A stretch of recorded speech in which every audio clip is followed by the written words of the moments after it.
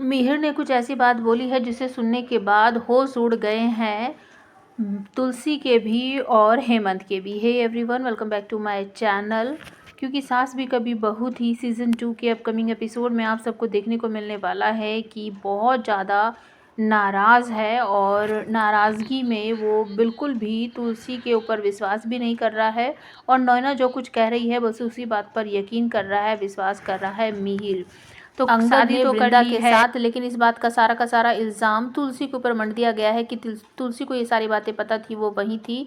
तो इस बात को लेकर मिहिर उससे बहुत ज़्यादा नाराज़ है और बाकी रही सही कसर जो थी वो पूरी कर दी है नैना ने। नैना भड़काती है कि अब मैं ज़िंदा नहीं रह सकती, मेरी वजह से मेरी बेटी मिताली की भी ज़िंदगी ख़राब हो गई है और तुम्हें तो पता ही नहीं है कि किस तरीके से एक अकेली औरत अपनी ज़िंदगी जीती है, किस तरीके से वो इस दुनिया में रहती है।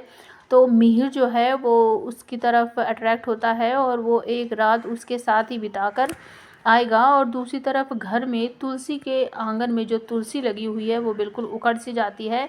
आंधी तूफान को देखकर वो पहले ही कह रही थी हेमंत से कि ऐसा तूफान है कि बहुत सारी ज़िंदगियों को ये बदल कर रख देगा। और जब वो जाकर देखती है तो तुलसी के पास का दिया भी बुझा हुआ है, तुलसी भी उखड़ी हुई है और वो बहुत रोती है, चिल्लाती है कि मेरी तुलसी उखड़ गई, मेरी तुलसी उखड़ गई, दिया कैसे बुझ गया, मेरा घर संसार बिखर गया, इस तरीके से वो बोलती है।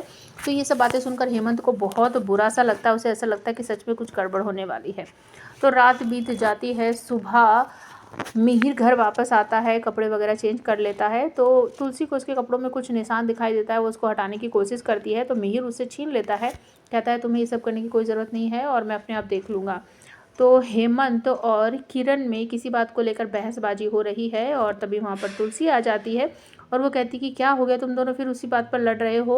तो हेमंत कहता है भाभी इसी को देखो ना, बार बार ये वही बात बोल रहा है कि अगर ज़िंदगी में कुछ ठीक नहीं चल रहा है, पति पत्नी एक दूसरे के साथ नहीं रहना चाहते, एक दूसरे के बीच उनके प्यार प्रेम नहीं है, ख़त्म हो गया है, तो उन्हें अलग हो जाना चाहिए, डिवोर्स ले लेना चाहिए। तो तभी पीछे से आकर मीर बोलता है हाँ सही तो बोल रहा है, इसमें गलत क्या बोल रहा है ये। बस यही वो बात है जिसे सुनने के बाद होश उड़ जाते हैं हेमंत के भी और तुलसी के भी। उन दोनों का ऐसा लगता है कि शायद अब हमारे घर के भी हालात कुछ ऐसे ही होने वाले हैं।